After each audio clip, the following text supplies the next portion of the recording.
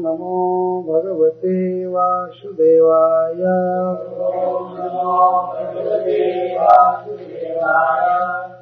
अष्टौ प्रकृतयः प्रोक्ताः त्वया एव हि तद्गुणः विकारः षोडशाचार्यैः पुमानेकः समन्वयात् देहस्तु सर्वसंघातो जगत्तस्थुरिति द्विधा अत्रैव मृग्यः पुरुषो नेति नेतीत्यतत्यजान्।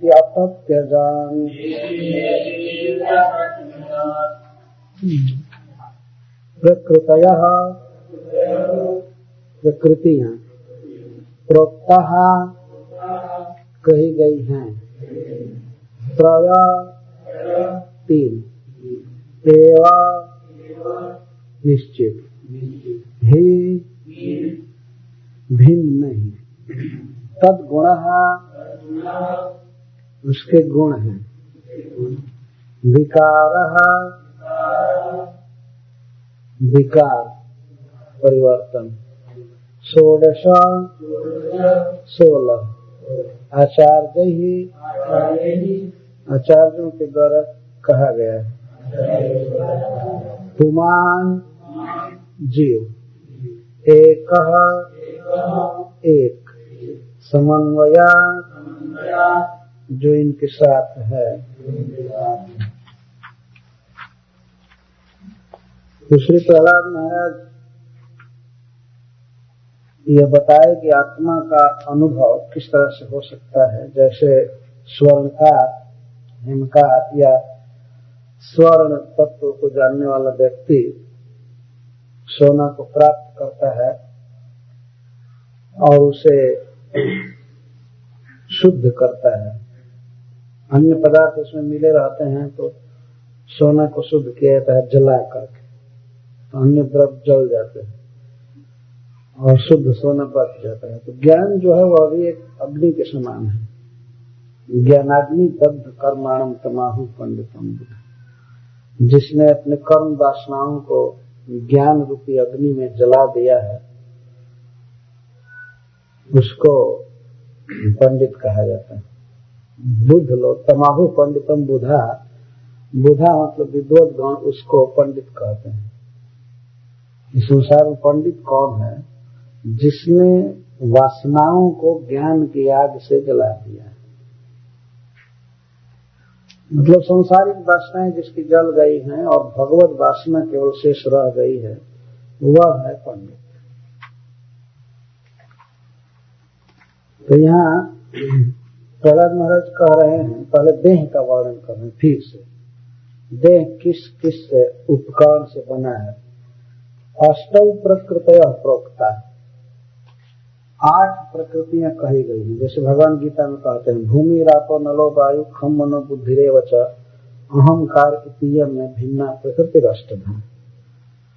तो 8 प्रकृति इस तरह से है यहाँ पर जो गिनाया गया है। मूल प्रकृति और अहम तत्व और महत तत्व, ये 3 हुए, और 5 सूक्ष्म तन्मात्राएं होती हैं। भूमि का गंध, वायु का स्पर्श, अग्नि का रूप और आकाश का शब्द, इस तरह से, और जल का रस। तो ये जो सूक्ष्म तन्मात्राएं हैं, जो भूमि का गुण है, रूप रस गंध है, इनको पंच तन्मात्रा कहते हैं। मूल वही है, इनके द्वारा तब भूमि की उत्पत्ति होती है या जल की उत्पत्ति होती है। तो वे 5 और 3 8, और तदगुण प्रकृति के 3 गुण होते हैं, सतुगुण, रजोगुण और तमोगुण। और विकार होते हैं प्रकृति में 16, 11 इंद्रियां और 5 महाभूत। महाभूत का अर्थ है भूमि, जल, अग्नि, वायु और आकाश। भगवान ने इस जगत की सृष्टि की तो उन्होंने 5 ऐसी चीजें बनाई जो महा बहुत बड़ा स्टॉक, बहुत बड़ी मात्रा में बना है। इसीलिए शास्त्र में इसको महाभूत कहते हैं। भूत माने वस्तु और महा माने बहुत बड़ा। देखिए, पृथ्वी, जल, अग्नि, वायु और आकाश भगवान ने ऐसा बनाया है कि इन पंच भूतों को बनाकर मिला करके कितना कितना शरीर बनता है, लेकिन फिर भी ज्यों के त्यों स्टॉक बना हुआ है। आकाश उसी तरह से है, आग भी सर्वव्यापक है। आग प्रकट नहीं है ज्यादा, लेकिन सब जगह है आग है। ये पूरा पृथ्वी भी आग से भरी हुई है। इसको एक दिन जलाया जाता है शंकरषण देव के मुखाग्नि से और सूर्य की किरणों से इसको जलाया जाता है, तो पूरा विश्व अग्निमय हो जाता है। जो काठ है, कुछ है, यहाँ आग प्रकट नहीं है, लेकिन इसको अगर ईंधन का संयोग किया, अग्नि का संयोग किया जाए तो ये पूरा अग्निमय हो जाएगा। बाहर से अग्नि नहीं आएगी, आग इसमें है, उस आग को प्रकट किया जाता है। ऐसा नहीं है कि पूरे ईंधन को जलाने के लिए उतना बड़ी आग चाहिए। एक दिया सलाई काफी है, एक दिया सलाई की माचिस की एक तिल्ली काफी है पूरे विश्व को जलाने के लिए। तो आग कणकण में है, वह उस तिल्ली के द्वारा प्रकट हो जाता है, बस। तो ये महाभूत है अग्नि, बहुत अग्नि है। जल तो देख ही रहे हैं आप लोग, तो समुद्र के तट पर ही। तो अग्नि, जल का बहुत बड़ा स्टॉक, और पृथ्वी और हवा और आकाश, और इन्हीं पांचों को मिला करके मनुष्यों का शरीर बनता है, या पेड़ पौधा, गाय, पक्षी, कुछ भी, सब कुछ पेड़ पौधे, लेकिन ये जल के त्यों बने हुए, इसीलिए इनको महाभूत कहते हैं। जो महाभूत का यदि अविकल अनुवाद अंग्रेजी में किया जाए तो उसका अर्थ होगा ग्रेट स्टॉक, बहुत बड़ा सृष्टि। तो पंच महाभूत और 11 इंद्रियां, ये 16 विकार हैं प्रकृति के। प्रकृति इस रूप में परिणत हुई है, भगवान की बहिरंगा शक्ति। और जीव एक है इस शरीर के भीतर, पुमान एक का समन्वय जो इनके साथ है। तो आगे बताते हैं, देहस्तु सर्व संघात, देह जो है इन सबका मिलित रूप है। आत्मा से भिन्न जो देह है वो मिलित रूप है। जैसे 8 प्रकृति, 3 गुण और 16 विकार बताया गया, तो देह इनका बना हुआ है। सर्व संघात, सबको एक जगह मिला करके बनाया गया है। तो देह 2 प्रकार का है। ये ध्यान रखना चाहिए कि आत्मा को, जीवात्मा को इसमें सान कर कहा जा रहा है कि देह है कि सब संघात, सब मिला करके देह बनते हैं। आत्मा को अलग करने पर देह नहीं बनेगा। ऐसे तो आजकल लोग प्लास्टिक का देह बना देते हैं, दुकान में रखते हैं, कहाँ कहाँ, वो देह नहीं है, न बोले, न हंसे, न कुछ करे, तो उसको देह नहीं कहेंगे। केवल आकार बना देने से, जैसे मिट्टी से कोई मूर्ति बना दे तो उसको देह नहीं कहेंगे। किसी का देह कब संज्ञा पड़ती है, जब उसमें जीव रहता है, तो सबका मिलित रूप है, वो देह कहा जाता है। देह 2 प्रकार का होता है, द्विधा। कौन कौन? जगत और तस्थु। जगत का अर्थ चर, जो एक जगह से दूसरी जगह घूमे, चाहे जल में, चाहे वायु में, आकाश में, या पृथ्वी पर। तो जलचर, थलचर, नभचर कहते हैं उनको। चल है जगत, और तस्थु का अर्थ अचर, जैसे पेड़ पौधे जो नहीं चलते। तो शरीर 2 तरह का हुआ, चर और अचर, जंगम और जड़। तो अत्रैव मृग्यः पुरुष, आत्मा को, जीव को यही खोजना है। इसी शरीर के भीतर वो है और वो हम ही हैं, लेकिन फिर भी यहाँ मृग्य शब्द का खोजना पड़ेगा अपने को, अथवा परमात्मा को, भगवान को। अत्रैव, इसी शरीर में, अत्रैव मृग्यः पुरुषो नेति नेति अतत त्यजन। तो प्रश्न होगा कैसे खोजे? तो आत्मा से भिन्न जो वस्तुएं हैं उनको हटा हटा करके, जैसे मान लीजिए कोई कहे क्या आत्मा आंख है, तो भाई नहीं, वो आंख से भिन्न है, आंख में रह कर वो देख रहा है। तो आत्मा क्या कान है? नहीं। आत्मा क्या हाथ है? नहीं। तो सारा शरीर तो बाद हो जाएगा। तो पूछा जाएगा आत्मा क्या मन है? तो नहीं। आत्मा बुद्धि है? नहीं, वो बुद्धि से परे है। तो इसको न इति नेति नेति अतत्यजन, अतत जो वस्तु आत्मा नहीं है उसको छोड़ते जाइए, हटाते जाइए, अंत में अपने आप आत्मा समझ में आ जाएगा। क्यों इनको बात करते हैं? क्योंकि देखते हैं कि ये जड़ है, अचित पदार्थ, ये आत्मा नहीं है, आत्मा चिन्मय है। आत्मा के गुण पहले बताए गए 12 विशेषता, तो उनसे मिला करके अब देखना चाहिए कि ये आत्मा है कि नहीं। तो नहीं, ये अतत, ये अतत, तत् माने वह, माने नहीं, यह आत्मा नहीं है, क्योंकि आत्मा का कोई भी गुण इसमें नहीं मिल रहा है, ये जड़ है। इस तरह से मिलाना चाहिए। अतत्यजन, और उसको छोड़ते हैं। छोड़ने का मतलब अपने मन में, ऐसा नहीं काट कर शरीर फेंक दे और आत्मा मिल जाएगा ऐसा नहीं। अतत्यजन, विचार करना चाहिए आत्मा नहीं, ये आत्मा नहीं, ये जड़ है, ये है, वो है। अत्रैव मृग्य पुरुषो, अत्रैव अस्मिन् शरीरे एव, इस शरीर में ही अपने को समझना है, क्योंकि हम हैं इस शरीर में और भगवान भी हैं। तो अन्वय व्यतिरेकेण विवेके मोक्षतात्मना स्वर्गस्थान समान नए विमिक्षक भी रसत पड़े। इसमें स्वर्ग शब्द छत्या है, स्वर्ग शब्द है। दो प्रकार की विधि है आत्मा को स्वीकार करने का, समझने का। एक तो अन्वय विधि और एक है व्यतिरेक विधि। श्रील प्रभुपाद जी इसका अनुवाद डायरेक्टली इनडायरेक्टली कर रहे हैं। तो अन्वय विधि शास्त्र के अनुसार वह है कि आत्मा शरीर में है, अपनी चेतना बिखेर रहा है, चेतना को समझना कि आत्मा इस तरह से है, इसको अन्वय विधि कहते हैं। वो है तो जीव शरीर काम कर रहा है, मन काम कर रहा है, इस तरह समझना। आत्मा की अन्वय विधि यह हुई कि आत्मा चिन्मय है, आत्मा ज्ञान रखता है शरीर का, उसकी इस विशेषता को पकड़ना, इसको अन्वय विधि कहेंगे। और व्यतिरेक विधि का अर्थ है कि नहीं, ये शरीर जड़ है, ये आत्मा नहीं है, जिसे नेति नेति कहा गया, ये चीज वो नहीं है, ये चीज नहीं है, ये नहीं। और खास करके सर्ग स्थिति और समान्वय का अर्थ प्रलय। शरीर बनता है, बहुत काल तक मेंटेन रहता है और इसके बाद नष्ट हो जाता है। शरीर के बनने, मेंटेन होने और इसके नष्ट होने की प्रक्रिया पर यदि विचार किया जाए तो निश्चित रूप से एक बात समझ में आएगी कि जब तक यह शरीर है तब तक एक चेतन तत्व इस शरीर के भीतर है, वही वास्तव में इसको बढ़ा रहा है, वही पोष रहा है।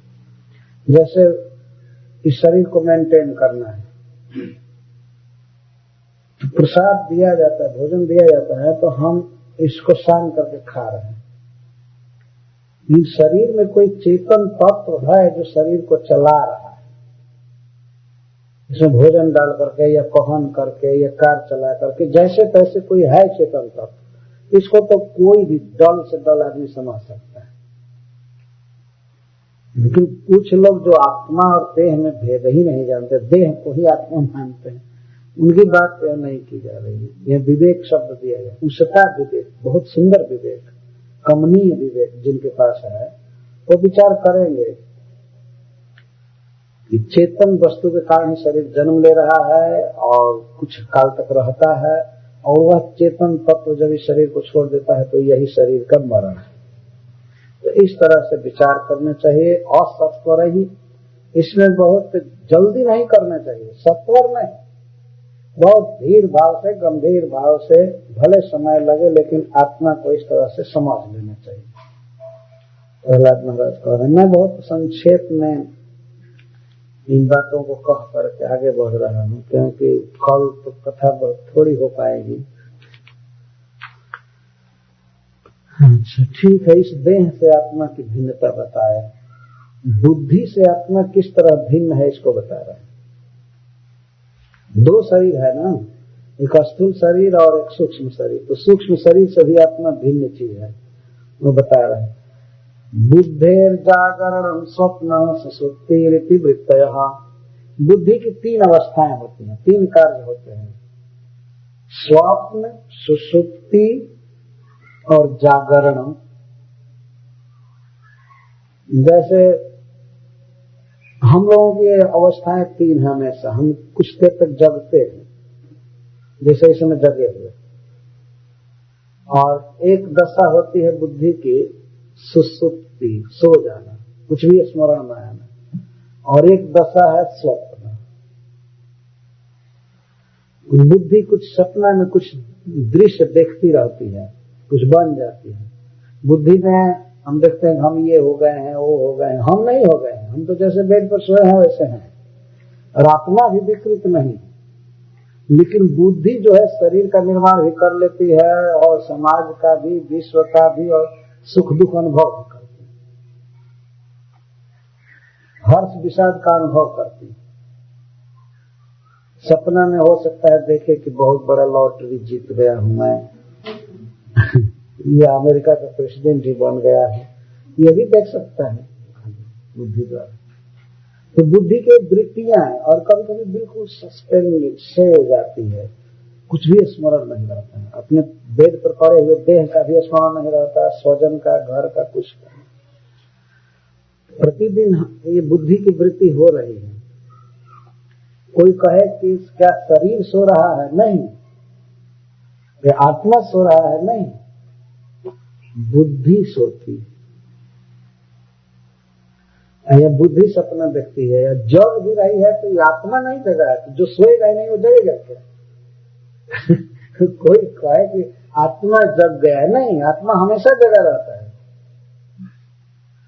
लेकिन ये जो जागरण है, आत्मा मान रहा है कि मैं इस घर का हूं, मैं उस घर का हूं, मेरा ये देह है, मैं ये हूं, ये जगना नहीं कहेंगे, वो अपने वास्तविक रूप में नहीं है आत्मा। ये जो जगना है बुद्धि का जागरण है।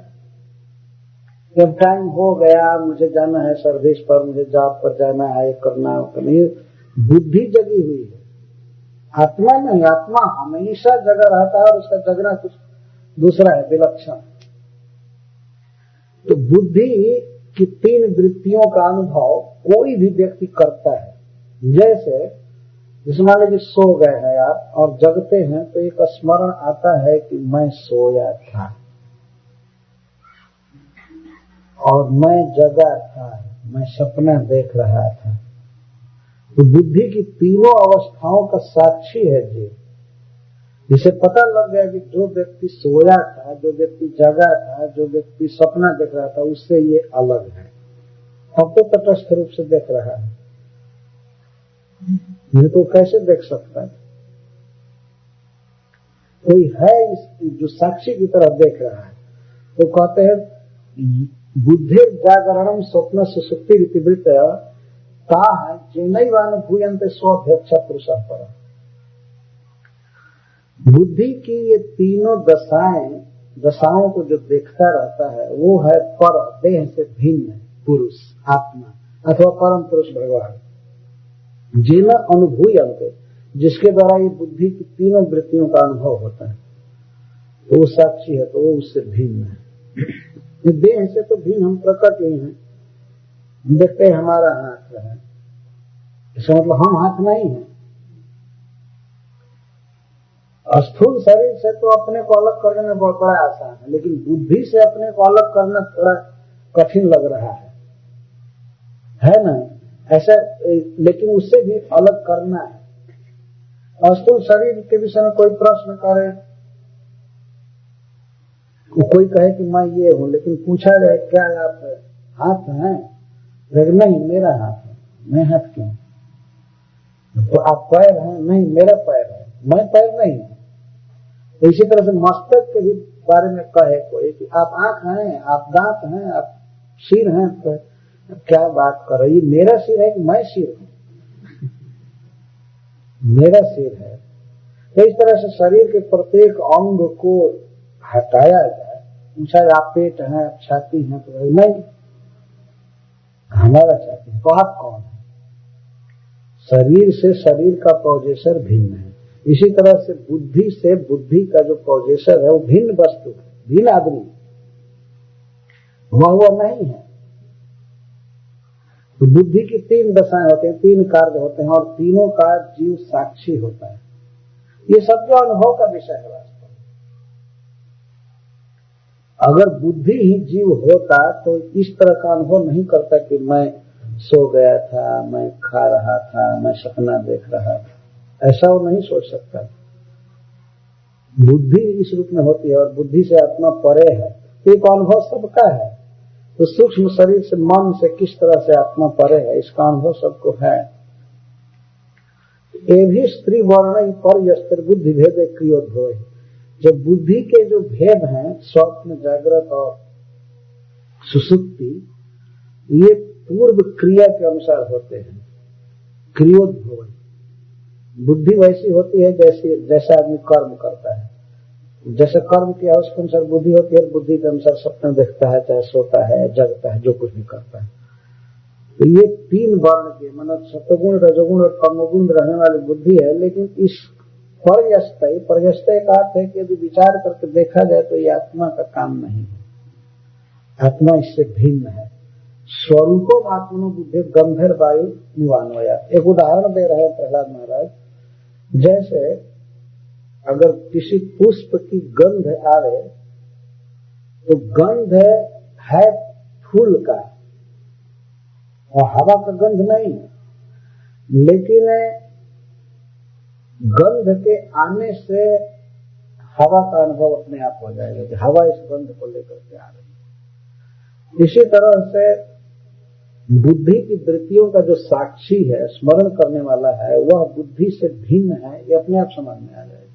जैसे फूल की गंध लेकर के हवा आ रही है तो हवा जो है फूल नहीं है और न तो गंध उसका है।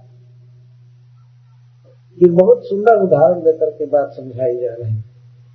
उसे हवा के अस्तित्व का अनुभव होता है। इसी तरह जागरण में काम धंधा करना या सपना देखना, सो जाना, ये सब बुद्धि के कार्य हैं जिनका साक्षी आत्मा होता है। तो इस तरह आत्मा को समझा जा सकता है कि तो द्वारों ही संसारों गुण कर्म निबंधना अज्ञान मूलो अपार्थ पुंसा स्वप्न ये जो संसार है, जीव का जन्म मरण जो है, वह बुद्धि के कारण है। पॉल्यूटेड बुद्धि, प्रभुपाद जी बार बार अनुवाद करते हैं।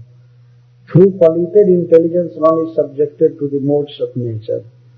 पॉल्यूटेड बुद्धि, दूषित बुद्धि ही जीव को फंसा रही है संसार में, जन्म मरण के चक्कर में डाल रही है।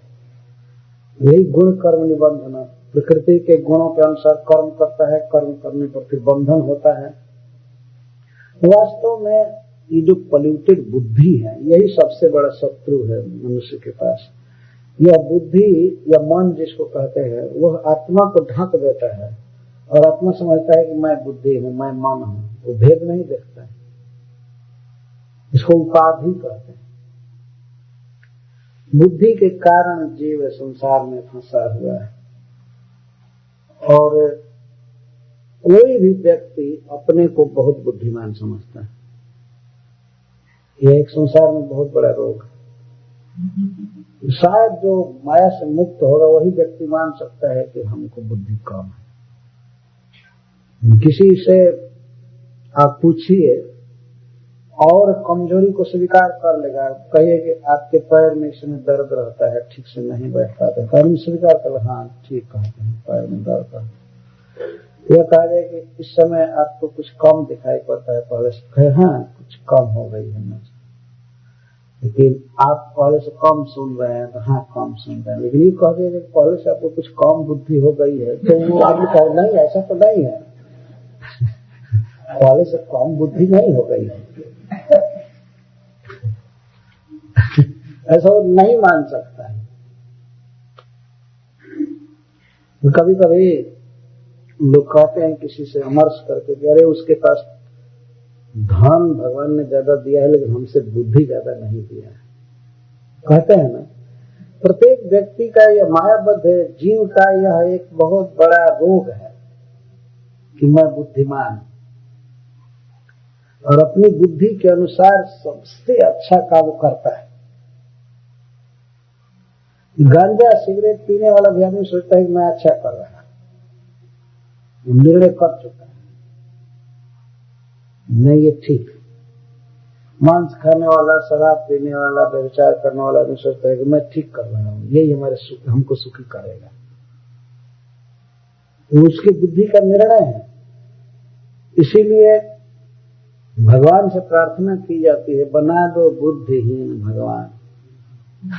भाई चेयरमैन प्रसाद पोद्दार जी का एक पद है, कहते हैं हे भगवान बुद्धिहीन बना दो, बुद्धि मत रहने दो। अब आपकी कृपा जो है वही आवे, हमको हमारे पास कोई बुद्धि न रहे। मैं तो अनादिकाल से देख लिया अपनी बुद्धि लगाकर इस संसार में सुखी होने के लिए क्या क्या नहीं किया। अपनी बुद्धि से तो पूरा सुख ही प्राप्त करने की चेष्टा किया, लेकिन फिर भी जन्म मरण नहीं मिटे।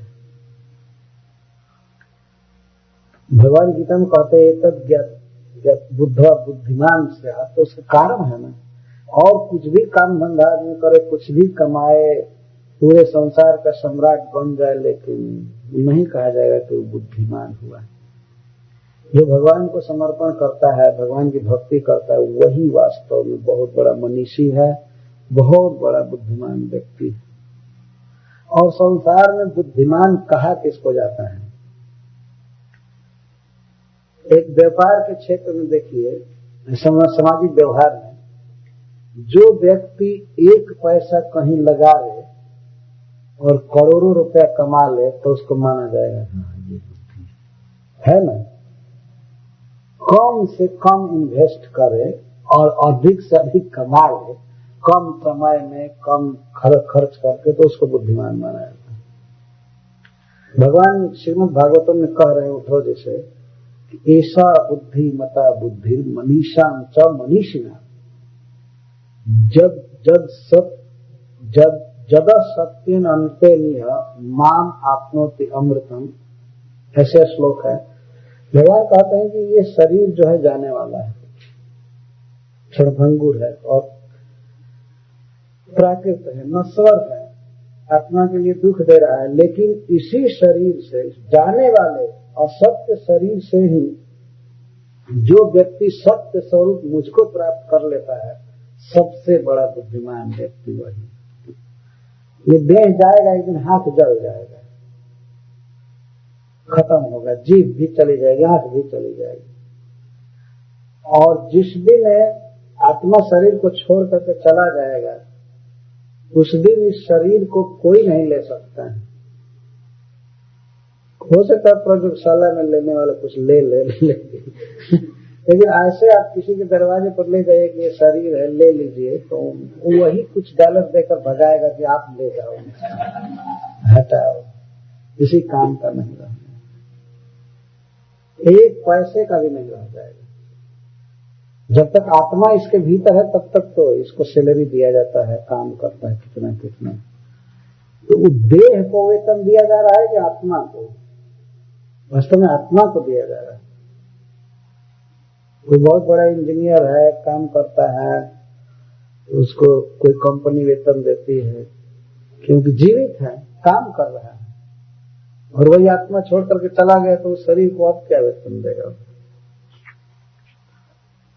तो इस तरह से शरीर की कोई कीमत नहीं है, यह नश्वान है, दुखद है। इस शरीर का इस्तेमाल जो व्यक्ति भगवान की भक्ति में करता है, वही वास्तव में बुद्धिमान है।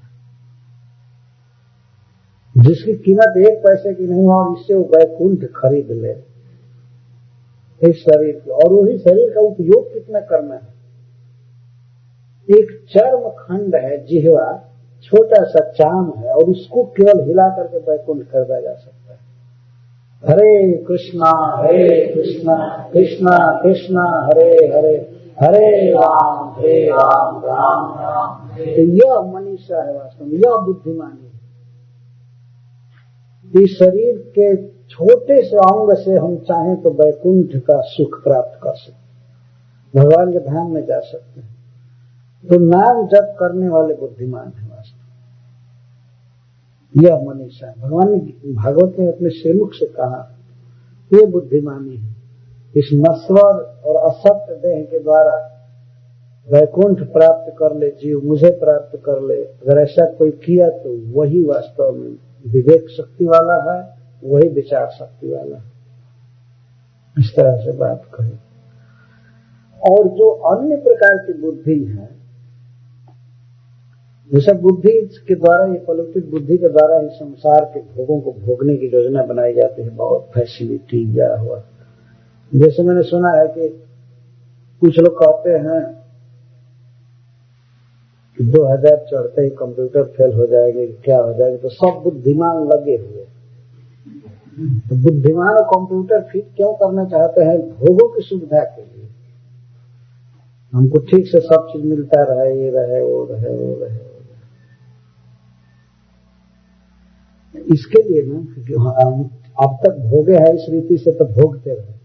तो बुद्धिमानों को बुलाया जा रहा है जहां तहां से, और लगाओ अपनी बुद्धि, इसको ठीक करो, ये करो। मान लीजिए ठीक ही हो जाए, ऐसे ही चले तो होगा क्या? उससे क्या लाभ है? आखिर मर करके चले जाना पड़ेगा, और दूसरे योनि में चले गए, पक्षी की योनि में या वृक्ष की योनि में, कीट की योनि में, तो फिर कंप्यूटर कहाँ मिलेगा? फिर तो कंप्यूटर क्या, अब घर द्वार भी कुछ भी नहीं।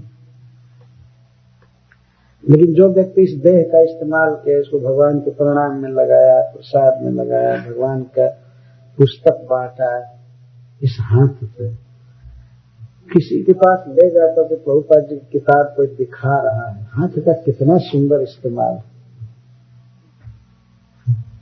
ये रिकॉर्ड होगा कि इसने इतना बुक दिया, इतना प्रसाद दिया, इसने भगवान की आरती किया, यह किया।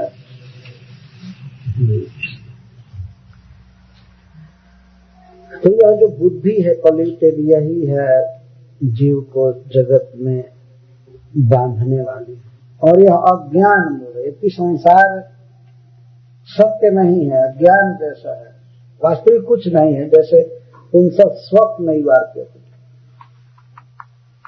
जीव है, परे है, लेकिन फिर भी जैसे जागृत अवस्था से भी हम सपना देखने लगते हैं, तो सपना कौन दिखाता है जीव को? ये प्रश्न होगा। बुद्धि दिखाती है सपना। तो जैसे सपना में देखे हुए सारे दृश्य व्यर्थ होते हैं, उसी तरह से इस समय हम जो देख रहे हैं ये सब व्यर्थ है वास्तव में। वास्तविक जागृत जीवन जो है वो दूसरा है। जीव जागो गोरा चांद बोले, कपम निद्रा जावन माया पिशाची। भगवान चैतन्य महाप्रभु कहते हैं कि हे जीव जग। कोई कहे कि जगा तो हूं, तो नहीं, माया पिशाची की गोद में तुम सोए, भूले हो अपने को भूलना ही सोना है। तो मान लीजिए कोई बेहोश हो जाए, व्यक्ति भूत से आविष्ट हो जाए, तो अब तो ऐसे कहने से तो जगेगा नहीं, रोग दूर होगा नहीं, औषधि चाहिए उसको ठीक करने के लिए। तो भगवान कहते हैं एने छी औषधि माया नाशी वाले लाए। मैं माया का नाश करने के लिए, रोग को दूर करने के लिए औषधि लेकर आया हूं गोलोक वृंदावन से। तो कोई कहे कि लाए तो दीजिए, ऐसे नहीं देंगे, मांगोगे तब दूंगा। हरि नाम महामंत्र लवत तुम्हें मान। आश्चर्य है कि गोलोक से भगवान आए हैं ये देने के लिए, और कहते हैं मांगो। तो कुछ तो लालसा होनी चाहिए, ऐसे कैसे दे दिया गया फल? आप किसी को बीट बैग दीजिए और एक दिन भी जप न करे तो कुछ। और वही व्यक्ति अगर मांगे अपने से कि आप हमको माला दीजिए, हम भजन करना चाहते हैं, तो थोड़ा देने में उत्साह भी रहता है। तो स्वयं ही कहा गया कि ये बीट बैग लो, ये माला लो, कुछ जपो 2-4 माला, आनंद नहीं आता है। भगवान भी कह रहे हैं कि मैं एने छी, मैं लाया हूं औषधि, माया नाशी वाले लागे। माया नष्ट करने के लिए मैं गोलोक वृंदावन से औषधि लाया। क्या औषधि है? हरि नाम, हरि नाम रूपी अमृत लाया। हरि नाम महामंत्र, ये महामंत्र लाया है। तो कोई कह सकता ठीक है, लाए हैं तो दे दीजिए। भगवान कहते नहीं, लवत तो नहीं मांगो, तुम मांगो, तुम उत्कंठा रखो, जिज्ञासा करो, तो देते। इस प्रकार से यह जो संसार है वास्तव में सपना जैसा है, बिल्कुल सपना जैसा है। वह ये है कि वो 2-3 घंटा में टूट जाता है, या चाहे 2-4-10 मिनट में, ये 90 साल चलेगा चाहे 100 साल चलेगा, लेकिन एक ही चीज है। फिर याद नहीं आएगी दूसरे शरीर में जाने के बाद कि हम उस शरीर में हमारी कौन पत्नी थी और कौन बच्चा था, कहाँ घर था, कुछ भी याद नहीं आएगा। बल्कि वो सपना की बात तो यहाँ जगने पर कुछ याद भी आती है। इधर जब उसी शरीर में रहते हैं इसलिए याद आ जाती है। देखते हैं अरे मैं ये सपना देख रहा था, ऐसा देख रहा था, लेकिन इस शरीर से जिस दिन विदा होंगे तो इस शरीर में क्या बोले, क्या खाए, कहाँ रहे, कुछ भी स्मरण नहीं होगा। जैसे हम लोग पहले थे, भगवान गीता में कहते हैं कि हम लोग इस शरीर से पहले थे दूसरे शरीर में, क्या किसी को याद है? और तो बात छोड़ दीजिए, इसी शरीर से हम माँ के गर्भ में रहे हैं, क्या याद है कि हम माँ के गर्भ में थे? नहीं। तो फिर दूसरे शरीर का कहां से याद रहेगा? और जब नहीं याद आएगा तो सपना हुआ कि नहीं, अब क्या उपयोग उसका रहा? और आगे कौन शरीर मिलेगा, कौन संबंधी मिलेंगे, कहाँ आवास मिलेगा, ये भी पता नहीं। ये सपना है। और ये सारा कुर्फात, सारी जो कमी हो रही बुद्धि के कारण, तो बुद्धि अपनी हटा देनी चाहिए और शास्त्र की बुद्धि रखनी चाहिए, तो उससे काम होगा। तो तस्मात् भवद्भि कर्तव्यम कर्मणाम त्रिगुणात्मनाम बीज निर्हरणम योग प्रवाहो परमो धिया। इसलिए हे असुर बालकों, तुम लोगों के द्वारा, हरे कृष्ण, त्रिगुणात्मक अर्थात सत्वगुण, रजोगुण और तमोगुण में किए गए कर्मों का नाश करना चाहिए। बीज निर्हरण, कर्म वासना समाप्त करो, और उसके लिए क्या उपाय है? योग। योग मतलब भक्ति योग, और इस भक्ति योग को करने पर बुद्धि का प्रवाह उपरम हो जाता है, बुद्धि का प्रवाह रुक जाता है। बुद्धि फिर मैटेरियली काम नहीं करती है, फिर वो स्पिरिचुअली काम करने लगती है, भाव गया। तो उपाय करना चाहिए कर्मों को जलाने के लिए। पूर्व में जो कर्म हो चुके हैं उनका फल और कर्म वासना को जलाने के लिए योग का सहारा लेना पड़ेगा, और तब बुद्धि विरत हो जाएगी, भगवान को ठीक से समझ जाओगे। तो योग में सबसे पहला योग है भगवान के नाम का उच्चारण, और सबसे श्रेष्ठ भी है। हरे कृष्णा कृष्णा कृष्णा हरे हरे, हरे राम राम राम हरे। हम लोगों के इस कान में जब सबसे पहले कोई डिवोटी आता है तो पहला काम होता है कि उसके गर्दन में माला झोली झुला दी जाती है। पहले है ना, सबसे पहले यही दिया जाता है। मंदिर में आने पर माला झोली दी जाती है जप करने के लिए। इसके बाद तब तिलक करना सिखाते हैं और चीज भी सिखाते हैं, कई बातें सिखाते हैं, लेकिन पहला दान यही होता है, ये जप करो। और दूसरी संस्थाओं में लोग ये नहीं जानते हैं कि जप करना चाहिए। सभी दिवस वो सोचते हैं कोई पुजारी जप देगा, हम कोई जपने की जरूरत नहीं। कुछ लोग पूजा भी करवाते हैं तो किसी पंडित को बैठा करके करा देते हैं, वो नहीं करते। हम देखे हैं अपने भारतवर्ष में बहुत से मंदिर हैं, लेकिन उसमें पुजारी कोई रखे जाते हैं, वही पूजा करते हैं, और जो मंदिर बनाए हैं वो महीने में 4 साल में 1-2 बार घूमाते हैं, पूजा नहीं करते हैं। वो लोग मानते हैं कि हमारा अधिकार नहीं है पूजा करने का, और वो पुजारी भी अपनी सुविधा के अनुसार आते हैं। किसी मंदिर में तो मैं देखा हूँ 8 बजे 9 बजे आते हैं, जो कुछ भी करने हुए कर धर के फिर ताला बंद करके चले गए, फिर शाम को आएंगे। और दूसरे लोग मंदिर पर जुटते हैं पूजा के अलावा टाइम में, तो वही गांजा पीने के लिए जुटते हैं, कीर्तन उर्तन के लिए नहीं जुटते। सभी मंदिर ऐसे नहीं हैं, कुछ मंदिर और बहुत अच्छा से चल रहे हैं, लेकिन प्रायः सब देखा जा रहा है। लेकिन इसका एक ऐसा संस्थान है जिसमें प्रत्येक व्यक्ति को एक अवसर है प्रैक्टिकल भक्ति योग करने का, जहाँ योग शब्द की चर्चा है। प्रैक्टिकल अवसर चाहे मंदिर में कीजिए या अपने घर में भी कीजिए, लेकिन एक प्रैक्टिकल भक्ति योग सिखाने के लिए प्रेरणा दी जाती है। वह बहुत दूसरे जगह बहुत भेद गए थे, ये नहीं पूजा कर सकता, वो नहीं कर सकता, ये नहीं कर सकता, वो नहीं कर सकता, ये नहीं कर सकता। स्त्रियों को तो कोई अधिकार ही नहीं। जैसे लगता है कि वो कृष्ण का नित्य दास नहीं है।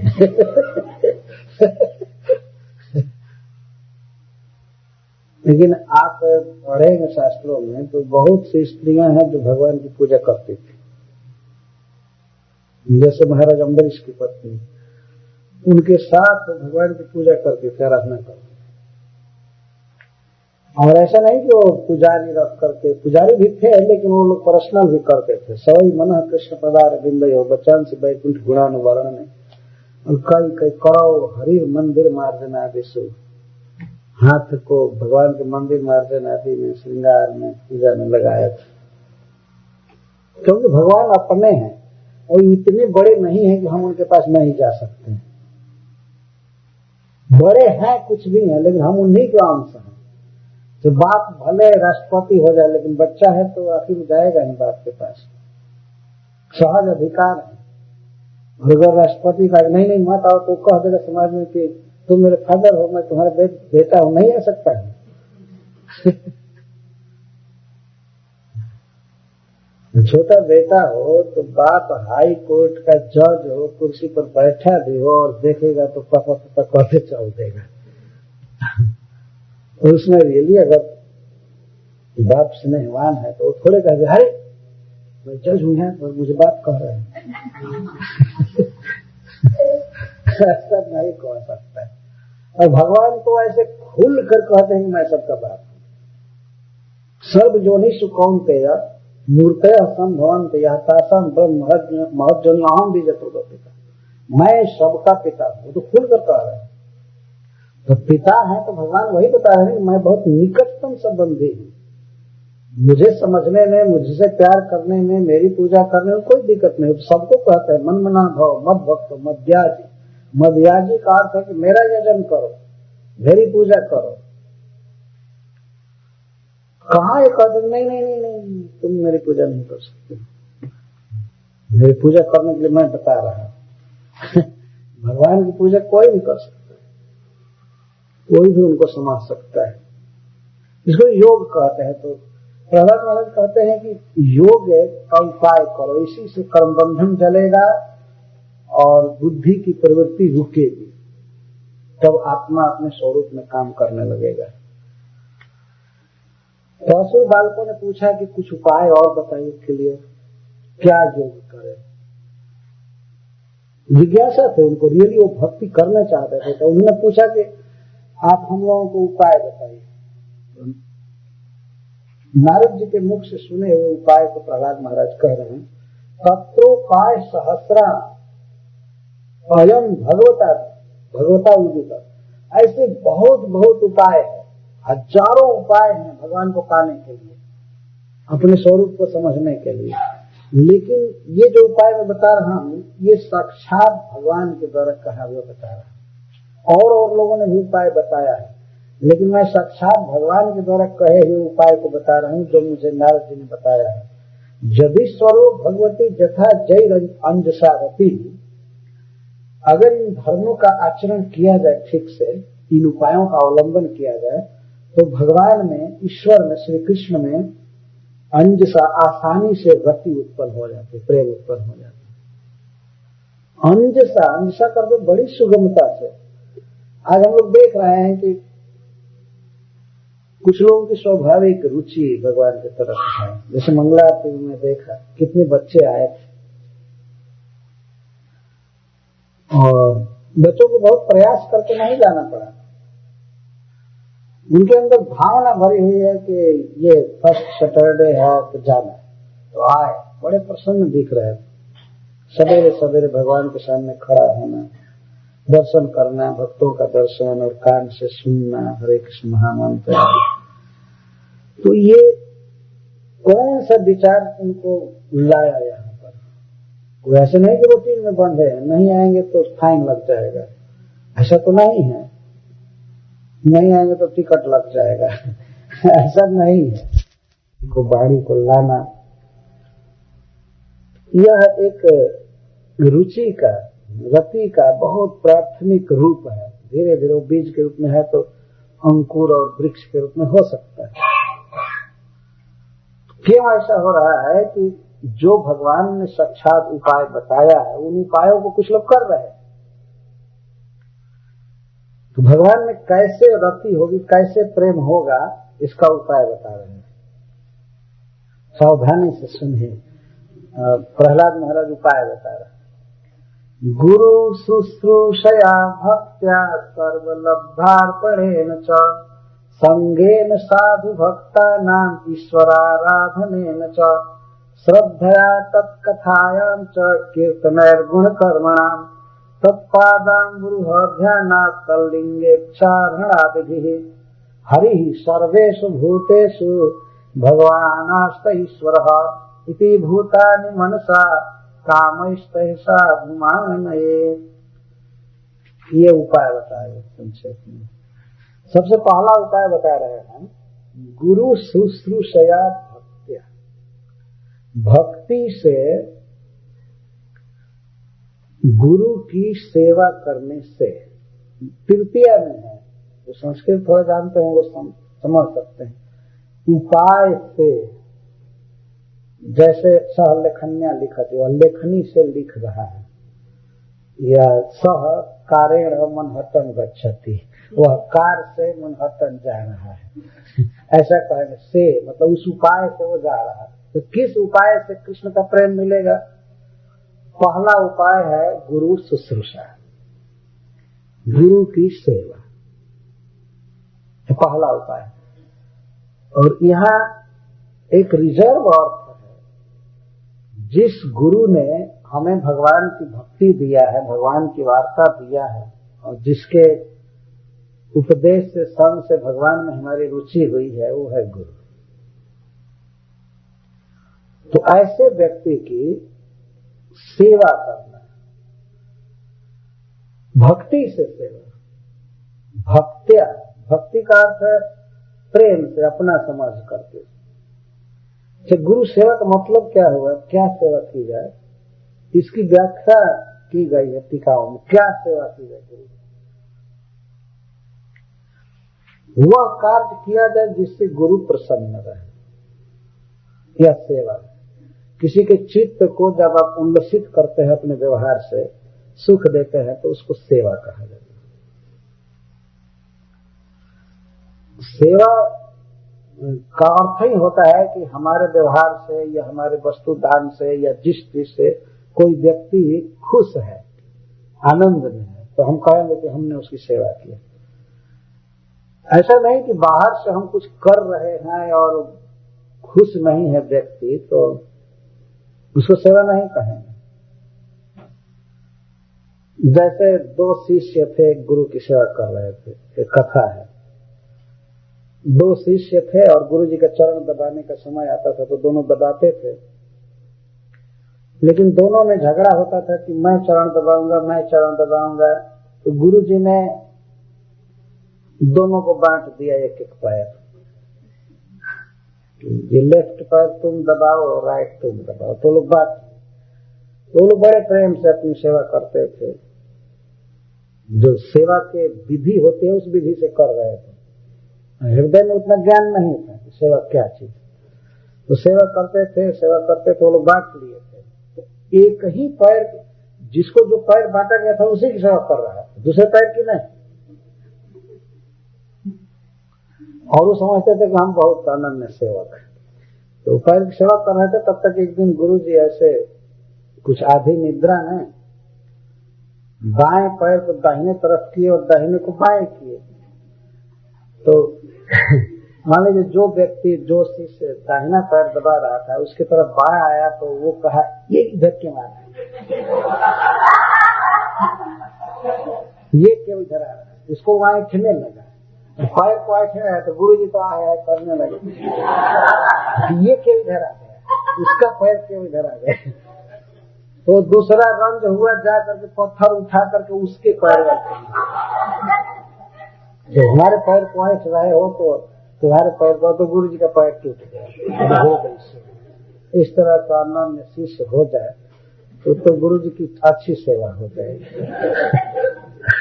वो अपने समाज से बहुत सेवा कर रहे हैं।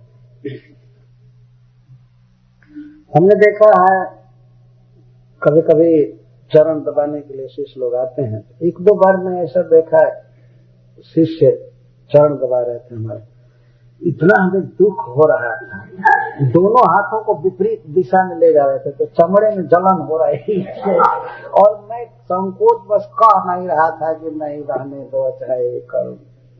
यही केवल कहा कि ठीक है सोने का समय हो गया, जाइए सोइए, तो नहीं थोड़ा और कर लो, थोड़ा और दुख दे लो। समझना चाहिए कि वास्तव में गुरु किस बात से खुश होना है, किस बात से प्रसन्न होना। भगवान की भक्ति का भी अनुष्ठान निश्चल भाव से किया जाए तो गुरु उसी से प्रसन्न होता है। और गुरु को कोई तकलीफ न हो, उनको टाइम पर भोजन दे देना या उनके मन के अनुसार और भी कुछ सेवा होती है वो करना।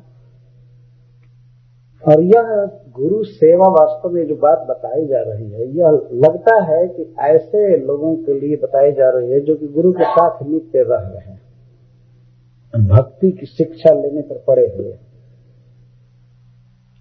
ऐसे इन प्रसंगों से पता चल रहा है, क्योंकि आगे वो कहते हैं कि गुरु शुश्रूषया भक्त्या, भक्ति से गुरु की सेवा द्वारा प्रेम मिलता है भगवान का। और सर्व लब्धार्पणेन च, भक्ति से सेवा करे गुरु की और सर्व लब्धार्पणेन च, कोई शिष्य है गुरु का और कहीं गया कुछ मिला उसे, चाहे भोजन भिक्षा में या चाहे दक्षिणा जो मिला, तो सारा गुरु को दे दे। सर्व लब्ध अर्पणेन च, ऐसा नहीं कहीं कुछ मिला तो गुरु जी को थोड़ा सा दे दिया और रख लिया। सर्व लब्धार्पणेन च, उसे जो कुछ भी मिले गुरु को दे देना चाहिए। यहां तक देखिए वास्तव में धर्म है शिष्य का, ये गृहस्थों के लिए यह बात नहीं बताई जा रही है कि उसके पास जो कुछ भी है सब गुरु को दे दे। कुछ विशेष बात यहां बताई जा रही है ब्रह्मचारियों के लिए कि सर्व लब्धार्पणेन च, उसको जो कुछ भी मिले अर्पण कर दे। जैसे मान लीजिए कोई कहीं गया, प्रवचन किया, उसके प्रवचन से कुछ लोग प्रभावित हो गए और कहे हम भक्त बनेंगे, हम आपका शिष्य बनेंगे, तो उस शिष्य का कर्तव्य है कि वह शिष्यों को भी गुरु के पास लाए, अर्पण करेंगे। यही वास्तव में प्रभुपाद जी जब थे तो हम लोगों ने किया है। हम लोग प्रीचिंग करते थे, प्रभुपाद जी कृपा से सब कुछ होता था, लेकिन कोई कहीं शिष्य बनना चाहता था तो उसको हम लोग लाते थे प्रभुपाद जी के चरण में, चलो इसको अर्पण करते। कोई जीव भगवान का दास बनना चाहता तो गुरु के पास लावे, कोई कुछ धन दिया तो गुरु को लावे, बतावे कि वह व्यक्ति इतना दिया, ये दे रहा है, एक पैसा भी वह ऐसा न रखे जो गुरु को पता नहीं। अच्छा, यह बात नहीं है कि हम जो कुछ देंगे वो गुरु रख लेगा, गुरु भी ऐसा नहीं होता है, वो एक प्रसाद स्वरूप हो जाता है, बाद में वो शिष्य ही उसको भोगते हैं, चाहे आप उससे जो कुछ भी करें। लेकिन जिस व्यक्ति के द्वारा भक्ति प्राप्त हुई है वास्तव में, उससे इस तरह से निष्कपट व्यवहार करना चाहिए। कहने का आशय यह, उसे कोई दुराव छिपाव न रखे। सर्व लब्धार्पणेन च, जो कुछ भी लब्ध हुआ, उपलब्ध हुआ, उसे अर्पण करे गुरु को। ये पहला उपाय प्रहलाद महाराज बता रहे हैं। इस तरह से कोई व्यक्ति निश्चल है तो क्यों नहीं उसकी भक्ति बढ़ेगी, गुरु उसके व्यवहार से प्रसन्न होगा तो और उपदेश करेगा, और बातें करेगा भगवान की, तो इस तरह से उसका उद्धार होगा। सर्व लब्धार्पणेन च पर बहुत विचार हुआ है टीकाओं में कि इसका क्या मतलब हुआ है। जो कुछ भी मिले वो गुरु को अर्पण करे। तो इसीलिए टीकाकारगण ब्रह्मचारी शिष्य के धर्म को बता रहे हैं। खासकर गृहस्थों के लिए तो निश्चित है कि वो सब कुछ अर्पण नहीं कर सकते, और चूंकि वे गुरु जी के साथ रहते नहीं हैं, तो इसलिए वे नियम जो ब्रह्मचारी के प्रति नियम है, ब्रह्मचारी के लिए नियम है, वो गृहस्थों के नियम पूरा पूरा नहीं हो सकते हैं। उनके लिए आवश्यक होता है वो रखेंगे, करेंगे। लेकिन खास करके यहाँ ब्रह्मचारी शिष्य जो कहीं जाते हैं तो उनको पैसा मिलता है या शिष्य मिलते हैं, तो शिष्य या पैसा लाकर गुरु को अर्पण करे, ये धर्म है। यही सब जगह किया भी जाता है वास्तव में। तो संगेन साधु भक्ता नाम, तीसरा उपाय बता रहे हैं, साधु भक्तों के संग द्वारा। साधु भक्त का क्या मतलब है? केवल भक्तों का संग क्यों नहीं कहा गया? भक्तों का संग करने से, उनके साथ कथा कीर्तन करने से, उनके साथ रहने से भगवान कृष्ण में प्रेम बढ़ता है। भक्तानंद संगे न कह देते, लेकिन साधु भक्तानंद का क्या मतलब है? चक्रवर्ती पाद जी यहाँ अर्थ करते हैं सदाचारी भक्तों के संग द्वारा। भक्तों में भी सबका संग नहीं करना चाहिए। जो साधु भक्त है, साधु का अर्थ सदाचारी, जो शास्त्र के नियमों का ठीक से पालन करते हैं, जो चरित्रवान हैं भक्त, उनका संग करना चाहिए। नहीं तो कभी कभी दुराचारी भक्त भी होते हैं। ठीक है, दुराचारी भक्तों को दूर से प्रणाम कर लेना चाहिए, लेकिन उनके साथ नहीं रहना चाहिए। कुछ ऐसा स्वभाव होता है पूर्व जन्म का या इस जन्म का, कुछ लोग भक्त बनते हैं लेकिन फिर भी कुछ ऐसा स्वभाव होता है कि उनके साथ नहीं रहना चाहिए। इसीलिए साधु भक्त यहाँ शब्द का प्रयोग किया जा रहा है। सदाचारी भक्तों का संग करना चाहिए। और ईश्वर आराधने और ईश्वर की आराधना द्वारा भगवान की रोज पूजा करनी चाहिए। भगवान की पूजा करने से क्या फायदा होता है? प्रतिदिन भगवान से कनेक्शन जुड़ता है। भगवान के चरण का स्पर्श होता है, शरीर का स्पर्श होता है, उनको खिलाते हैं, पिलाते हैं, तो भगवान मन में बसते जाते हैं। और एक भावना भी रहती है, भगवान को खिलाना है, उठाना है, जगाना है, ये करना है। तो जीव का जो नित्य स्वभाव है भगवान से प्रेम करना, वो अपने आप पे खिलने लगता है। इसलिए प्रैक्टिकल प्रतिदिन कुछ न कुछ भगवान की अर्चना आदि करनी चाहिए। जितना कर सके करना चाहिए। कनेक्शन बनता है भगवान से। चैतन्य महाप्रभु ने 5 महासाधन बताया है कृष्ण प्रेम उत्पन्न करने के लिए, तो उसमें एक श्री विग्रह की आराधना है, नाम कीर्तन, श्रीमद् भागवत के अर्थों का आस्वादन, मथुरावास, साधु संग और श्री विग्रह की आराधना। ये 5 साधन बताया। 64 साधन बताने के बाद वो कहते हैं कि 5 मुख्य हैं। तो ये श्री विग्रह का आराधना है। ये सामान्य बात नहीं। भगवान को पहनाना, भगवान को कुंडल धारण कराना, मुकुट धारण कराना, बांसुरी धारण कराना, तो प्रतिदिन एक संपर्क बनता है भगवान से। तो मन का निर्माण तो अपने आप होता जाता है। उस व्यक्ति के सामने निर्विशेष और निराकार का कहाँ सवाल रहा है? बताइए। जितने 1 नंबर के आलसी आदमी हैं उनके लिए निराकारवाद बहुत बड़ा सहारा है। कुछ नहीं खाए पिए बैठ गए, अब तो क्या कहते, लोग कहते हैं ध्यान कर रहे हैं। बहुत बड़ा बहाना है। लेकिन यहाँ तो ध्यान नहीं करना है, यहाँ तो काम करना है ना। प्रभुपाद जी कहा करते थे, वर्क नाउ समाधि लेटर। ये काम करो, समाधि बाद में लगाना। प्रैक्टिकल भक्ति जो है वास्तव में। और ये कोई कहे कि चिंतन करते हैं, कोई निराकार का, इसका उसका, तो वैसा चिंतक तो तुम अकेले ही रहोगे और तो कोई कर नहीं पाएगा। लेकिन भक्ति योग तो ऐसा है कि आज कोई व्यक्ति पूजा कर रहा है तो उसके संग से कोई भी पूजा करने लगेगा, सीख जाएगा। तो यह सबके लिए है।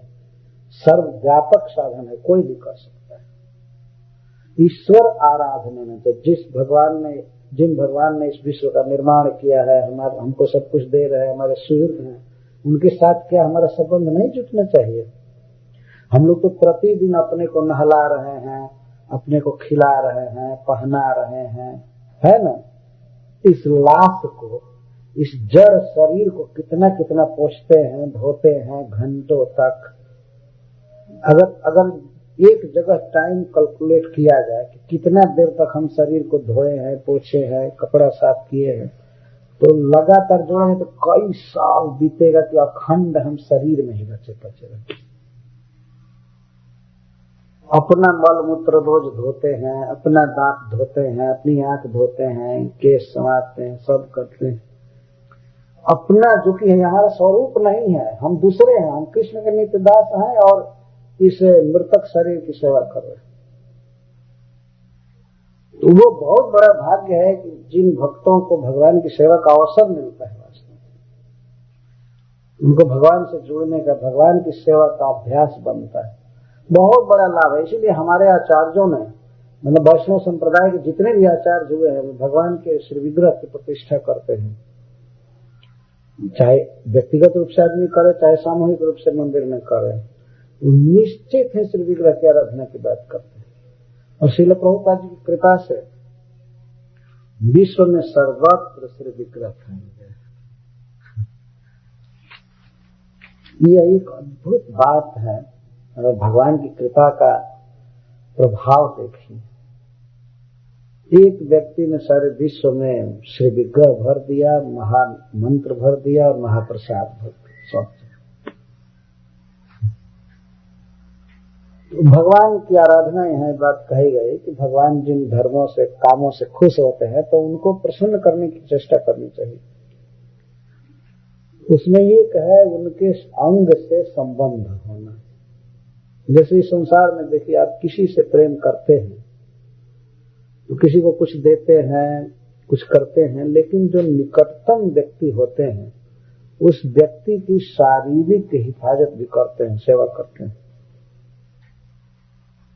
जैसे पत्नी है, पत्नी अपने पति की सेवा करे और कहे कि अब आज से मैं आपका नाम जप करूंगी, आपका चिंतन करूंगी, लेकिन आपके लिए भोजन बनाने के लिए कोई दूसरी रखा, मैं बहुत उच्च धरातल पर उठ रही हूँ और भक्ति का स्तर मैं बढ़ा रही हूँ, केवल चिंतन करूंगी आपका, आपको कभी नहीं भूलूंगी, आपका चिंतन और सब कुछ, लेकिन ना पंखा झलूंगी, ना भोजन बनाऊंगी, क्योंकि ये तो इंफीरियर अंग है भक्ति के।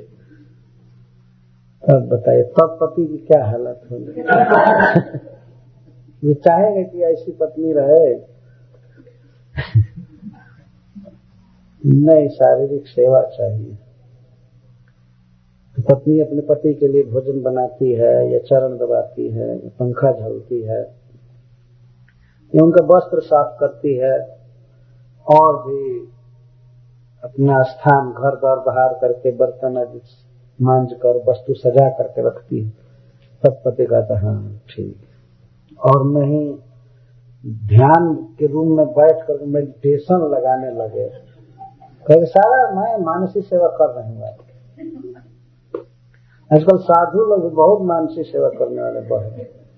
मानसिक सेवा की जरूरत नहीं है, शारीरिक सेवा की जरूरत है। और मन का क्या ठिकाना कि हम मानसिक सेवा कर रहे हैं कि सो रहे हैं कि घूम रहे हैं, कहीं कुछ पता नहीं रहता है रियली।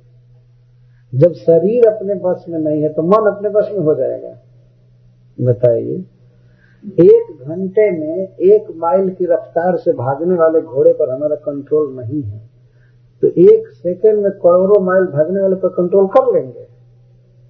जो जीभ से जप नहीं कर रहा है, हाथ से काम नहीं कर रहा है, वो मन पर कंट्रोल कर लेगा। मन को तो भगवान में लगाना और कठिन है, शरीर को तो हम लगा देंगे। इसीलिए आचार्यों ने कहा है जिह्वा दो, जिह्वा को पहले लगाओ भगवान की सेवा में, इसके बाद तो भगवान स्वयं स्फुरित होंगे, ये नाम अपने आप आएगा सब जगह। सेवनो मुखे जिह्वा दो स्वयं एवं स्फुरत। जो व्यक्ति सेवा करने लगता है भगवान की, तो उसके जिह्वा आदि पर नाम अपने आप आ जाता है, भगवान आएंगे। तो इसके प्रचार की जरूरत है वास्तव में। सब लोग अपने घरों में विग्रह रखें, सेवा करें, मंदिर आए, और मंदिर में भी जैसा आप लोग ड्यूटी बांध लिए हैं, बहुत अच्छा है। कितने कितने दिन ऑफिस जाना पड़ता है, किसका किसका मुंह देखना पड़ता है, कैसे दिन बीत रहा है, उसमें कुछ समय भगवान की सेवा में बीते तो बहुत अच्छा है। इसके लिए तैयार होना चाहिए वास्तव में। यह ईश्वर आराधना, ऐसा करने से भगवान में प्रेम बढ़ता जाएगा, बढ़ता जाएगा। ये बढ़ने का एक लक्षण होता है कि प्रेम बढ़ रहा है कि नहीं। जब संतुष्टि न हो भक्ति करके, और ये मन में भावना है कि अरे मैं तो बहुत कम कर रहा हूँ, जीवन व्यर्थ बीत रहा है, तो समझना चाहिए कि प्रेम बढ़ रहा है। एक दिन जशोमती देवी दासी कह रही थी कि इस बार कथा हुई लेकिन कुछ कथा नहीं। ऐसे कह रहे थे हमसे, कुछ कथा नहीं। मैं कहा कि अरे 11 दिन कथा है। नहीं, कुछ कथा नहीं, 1 महीना कम से कम होना चाहिए, ये होना है। तो मैं देखा कि तृप्ति नहीं है बेचारी को, और लालसा, जबकि सबसे ज्यादा कथा है, उस दृष्टि से सबसे ज्यादा समय लगा है। इस तरह से जहां लालसा होती है तो तृप्ति नहीं होती।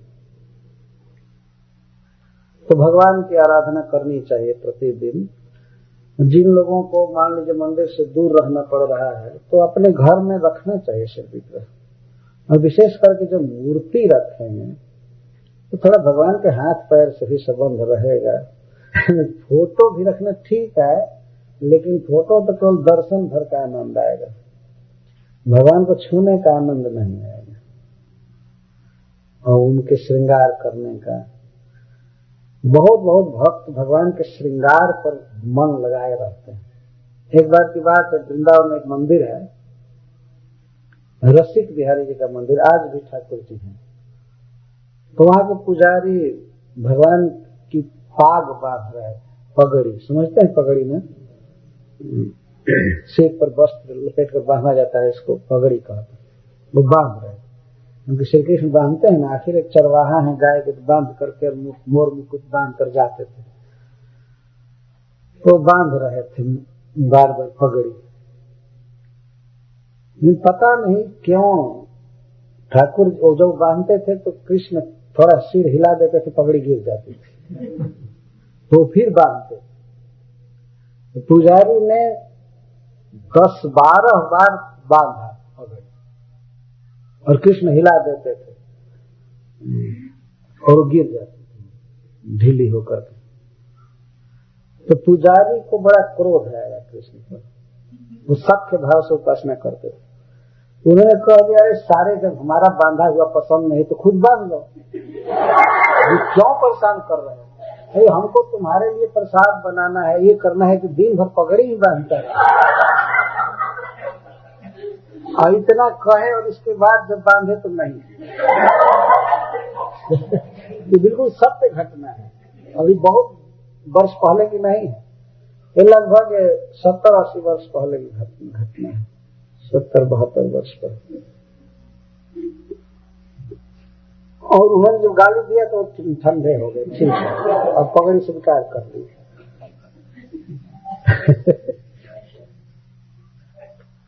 पता नहीं क्यों गिरा रहे थे। भगवान भी हंसते हैं वास्तव में, उनकी सेवा अगर ठीक से की जाए, उनका श्रृंगार प्रेम से किया जाए तो भगवान हंसते हैं, खुश होते हैं। भागवत में लिखा गया है कि जब भगवान श्री कृष्ण नित्य धाम चले गए वैकुंठ, तो युधिष्ठिर महाराज देख रहे हैं कि उनके नगर में जितनी भी भगवान की प्रतिमाएं हैं, देवताओं की, सब रो रहे हैं, मूर्तियों से पसीना निकल रहा था और सब दुखी थे। तो वैष्णव राज्य था, घर घर में विग्रह थे सब जगह। तुम्हारे युधिष्ठिर देख रहा हूँ, भीमसेन से कहते हैं कि भीमसेन मैं देख रहा हूँ सारे विग्रह रो रहे हैं, क्योंकि कृष्ण चले गए तो इस दुख से सब रो रहे थे। वो मूर्ति हंसती है, बात करती है, भक्त अपने भाव को व्यक्त करते हैं। मैं कई बार सुना, बांके बिहारी मंदिर में एक साधु आते थे, ध्यान रखे वो पागल नहीं थे, लेकिन मैं ऐसे सुनता था, उनके बगल में खड़ा था, तो वो कहते हैं चुपचाप खड़े रहते हो, केवल हंसना तुम्हारा काम है। अरे चलो जरा एक गिल्ली डंडा भी खेलो, जरा गेंदा खेलो, क्या खड़े। ये नाटक मुझको अच्छा नहीं लग रहा है। हम लोग सुन रहे थे बगल से और उनकी आंखों से आंसू आ रहे हैं। न बोलते हो न कुछ करते हो, केवल खड़े खड़े बस। बाद में एक पूछा व्यक्ति से मंदिर के कि ये ऐसे बोल रहे थे कि वास्तव में प्रेमी कार्य महाराज बड़े भाव में रहते हैं, उनको दुनिया की शुद्धि नहीं रहती है, इसी तरह से कृष्ण से बात करते रहते हैं। हमने कान से सुना, आंख से देखा उनको रोते हुए, हमें बड़ा अच्छा लगा। इसलिए तो भगवान तो सबसे अपने निकटतम व्यक्ति हैं, उनसे बात नहीं करेंगे तो किससे करेंगे। कभी कभी वास्तव में एकांत में अकेले में भगवान के साथ बातचीत किया जा सकता है, कोई न हो, ऐसे भाव भी न आ रहा हो, लेकिन फिर भी कुछ करना चाहिए। एक अभ्यास होता है या अपने आप तो उद्भावना होने लगती है। भगवान इस तरह से चाहते हैं कि जीवन में लगे, उसका अभ्यास बढ़े, सब तरह से कल्याण। प्रहलाद महाराज यहाँ ईश्वर आराधन बता रहे हैं और श्रद्धया तत्कथायां च, भगवान की कथा में श्रद्धा द्वारा प्रीति होती है। कथा सुनना और कथा में श्रद्धा होना, श्रद्धा पूर्वक सुनना, दोनों में अंतर है। श्रद्धा का अर्थ होता है सहज लालसा, झुकाव या पसंद। श्रद्धा का अर्थ है कि कथा ही हमारे जीवन का सबसे बड़ा लाभ है, यह भावना जिसकी है उसकी कथा में श्रद्धा है, उसको बहुत बड़ी चीज मान रहा है, बहुत वैल्यूएबल मान रहा है। कथा समानम भुवि नास्ति किंचित, पद्म पुराण में लिखा गया है कृष्ण कथा के समान इस पृथ्वी पर और कोई वस्तु नहीं। तो इसको श्रद्धा कहते हैं। किसी चीज को हम ग्रहण कर रहे हैं, पा रहे हैं, तो ये मान करके कि बस इसके समान हमारा बड़ा लाभ और कुछ नहीं है, यही करना है, यही करना है। जब इस प्रकार से अति आग्रह पूर्वक कथा का श्रवण किया जाता है तो इसको कहते हैं श्रद्धया तत्कथायां, भगवान की कथा में श्रद्धा द्वारा। बहुत वास्तव में बहुमूल्य रत्न है भगवान की कथा, और कथा के समान कृष्ण में मति का आवेश करने वाली और कोई वस्तु नहीं। यहाँ तक भक्ति के बहुत से अंग हैं, लेकिन कथा के द्वारा मन जितना आविष्ट होता है भगवान उतना और किसी से नहीं। महाराज परीक्षित के सामने प्रश्न था, उनको 7 दिन में मरना था, तो वे ऋषियों से कह रहे हैं कि मैं चाहता हूं कि मेरा मन भगवान में लगे, मेरा मन भगवान में लगे, इसलिए उपाय बताइए, क्या करना चाहिए हमें इस समय, क्या सुनना चाहिए, क्या बोलना चाहिए। तो सुखदेव गोस्वामी ने कहा कि आप चिंता मत कीजिए, आप केवल चुपचाप बैठिए और सुनिए, और कुछ भी करने की जरूरत नहीं। महाराज परीक्षित ने कहा कि हमारे जीवन में तो केवल 7 दिन बचा, मैं अब क्या सुनूंगा, मेरा जीवन तो ऐसे बीत गया। तो सुखदेव गोस्वामी कहते हैं कि अरे महाराज आप चिंता मत कीजिए, खटवान महाराज थे जो 2.5 मुहूर्त में 2.5 घड़ी में भगवान के धाम में चले गए। अभी तो आपको 7 दिन जीना है, काफी है। तवाप्य तरहि कौरव्य सप्ताहम जीवितावधि, अभी तो 7 दिन जीना है, बहुत काफी समय है। आप सुनिए, मैं बोल रहा हूं। और वो सुने और अंतिम दिन स्वयं शरीर छोड़ दिए, उनके छोड़े हुए शरीर को तक्षक न चाहता और पार्षद बनकर भगवान के धाम में चले गए। परीक्षित महाराज ये सब प्रमाण है, लेकिन कथा के लिए उन्होंने सब कुछ छोड़ दिया था, अति आग्रह से सुन रहे थे।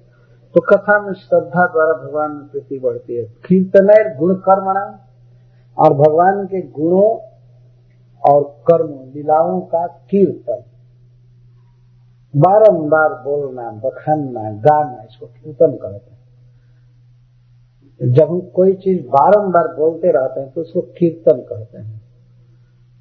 या भगवान की कीर्ति का जो प्रसार करते हैं तो उसको कीर्तन कहते हैं। तो नाम उच्चारण, लीला, गुण, इन सबको बारंबार कहना। गुरु के जो लक्षण दिए गए हैं गुरु अष्टक में, तो उसमें है श्री राधिका माधवयोर अपार माधुर्य लीला गुण रूप नाम प्रति क्षणास्वादन लोलुपस। जो राधिका और कृष्ण के अपार माधुर्य गुण लीला के आस्वादन में प्रति क्षण आसक्त है, लोलुप है, ऐसे गुरु के चरण कमलों की मैं वंदना करता हूँ।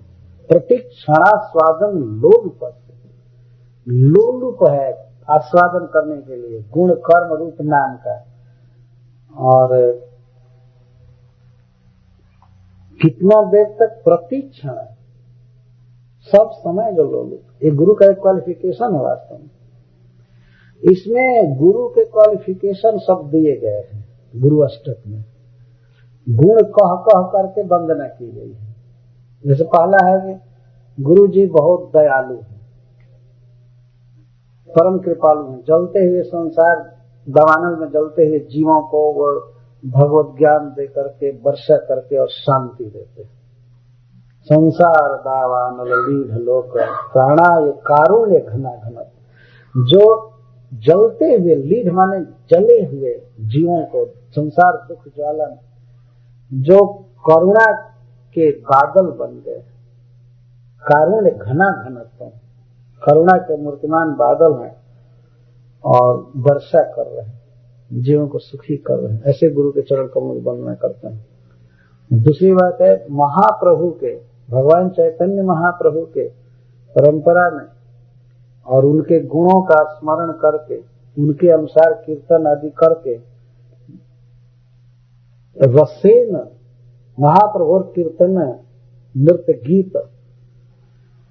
नृत्य गीत आदि का एक रस है। उस रस में इतना विभोर है कि गुरु के शरीर में पुलक हो रहा है, आंसू बह रहे हैं। इस तरह से जिसका शरीर विभूषित है, ऐसे गुरु के चरणों के मैं वंदना करता हूँ। और फिर है श्री विग्रह आराधन नित्य नाम, जो स्वयं ही श्री विग्रह की आराधना में, श्रृंगार में, मंदिर में, अर्चना आदि में लगे रहते हैं और दूसरों को लगाते, शिष्यों को स्वयं लगे हैं लगाते हैं, ऐसे गुरु के चरण कमलों की वंदना करता हूँ। तो जो व्यक्ति श्री विग्रह की आराधना की बात न करे अपने शिष्य को, तो गुरु है ही नहीं। तो विशेषवादी कट गए, उसमें से एक भी गुरु नहीं है। जो व्यक्ति भगवान के अंगों को की बात करे, सेवा करने की बात कहे, वो गुरु है। और लक्षण, अच्छा, और चौथे श्लोक में कह रहा है चतुर्विधा श्री भगवत प्रसाद। 4 प्रकार के भगवत प्रसाद से ले, ये चो से खाद्य, चर्द्य या पेय, कई प्रकार के प्रसाद है। तो ऐसे प्रसाद भगवान को भोग लगा करके, प्रचार करके और भक्तों को खिलाने में, और जो गुरु देखता है कि ये सब तृप्त हैं खा करके, तो उसको बड़ा सुख होता है। कृत्य व तृप्ति भक्त सदैव। चतुर्विधा श्री भगवत प्रसाद स्वादों तृप्ता। गुरु देखते हैं कि 4 प्रकार के भगवत प्रसाद को खा करके भक्त तृप्त हैं, और ऐसा करना ही जिनके जीवन में तृप्ति लाता है। देख करके तृप्त होते हैं, प्रसाद डिस्ट्रीब्यूशन देखकर खुश होते हैं, ऐसे गुरु के चरणों की मैं वंदना करता हूँ। और श्री विग्रह नहीं, श्री राधिका माधव रखा। ये तो 5वां छठवां में है कि श्री राधिका और कृष्ण निकुंज के दोनों युवक युवती को जो परस्पर मिला करके बहुत खुश होते हैं और उस युक्ति को जानते हैं कि राधा कृष्ण को कैसे मिलाया जाएगा। ये नित्य लीला की बात की जा रही है, निकुंज लीला की। ऐसे में जो दक्ष है, ऐसे गुरु की मैं वंदना करता हूँ। और 7वां है साक्षाधरित्वेन समस्त शास्त्र उक्तस् तथा भाव्यते। सभी शास्त्र कहते हैं और सभी साधु कहते हैं कि गुरु साक्षात हरि है, परंतु वास्तव में जो भगवान का प्रिय है, हरि नहीं है। ऐसे गुरु के चरण कमलों की मैं वंदना करना। सभी शास्त्र और सभी संत कहते हैं कि गुरु साक्षात हरि है, लेकिन फाइनली सभी शास्त्र और सभी संत यही कहते हैं कि नहीं, वो तो प्रभु के प्रिय है। किंतु प्रभोर या प्रिय, वो प्रभु के प्रिय ही हैं, प्रभु नहीं है। ये जिनका स्वरूप है। तो सभी शास्त्र और सभी साधु कहते हैं कि गुरु साक्षात हरि है, किंतु ये पूर्व पक्ष है, यह आइडिया कट गई। उत्तर पक्ष क्या है कि नहीं, वो तो भगवान के प्रिय है। साधु और शास्त्र कहते हैं, ये मत समझिए कि चक्रवर्ती पाद जी साधु और शास्त्र की उक्ति को काट रहे हैं। उत्तर पक्ष बलवान होता है। वास्तव में विचार करके देखा जाए तो गुरु जो है वो भगवान कृष्ण का प्रिय दास होता है। यही सिद्धांत उपचार में सम्मान की दृष्टि से सभी शास्त्र साधु कहते हैं कि नहीं, गुरु साक्षात भगवान है, लेकिन वो भगवान के प्रिय दास। ऐसे गुरु के चरण कमलों की मैं वंदना करता हूँ। और ऐसे गुरु की प्रसन्नता से भगवान प्रसन्न हो जाते हैं। तो ऐसे गुरु के यश का तीनों काल में ध्यान करता हुआ उनको प्रणाम करता हूँ, स्तुति करता हूँ। तो इस प्रकार ये कीर्तन गुण कर्म नाम में बताया कि गुरु हमेशा भगवान के गुण नाम आदि के कीर्तन में लगा रहता है। और तत्पादाम्बुरुह ध्याना, भगवान के चरण कमल के ध्यान, मतलब भगवान के श्री विग्रह पर चित्त को, अटेंशन को रखना। उसको यह ध्यान का अर्थ यह मत समझिए काम धंधा छोड़ करके और चुपचाप बैठ करके ध्यान करना। ध्यान है क्रिया काल में होना चाहिए।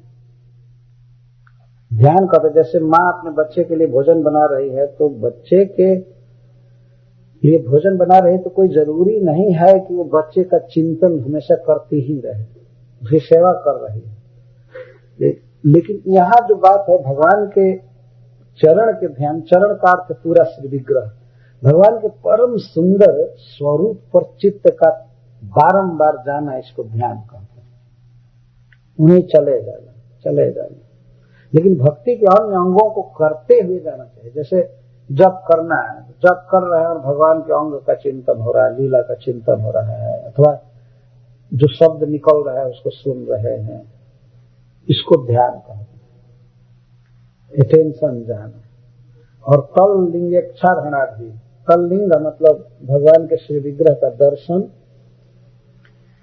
और पूजा आदि करना।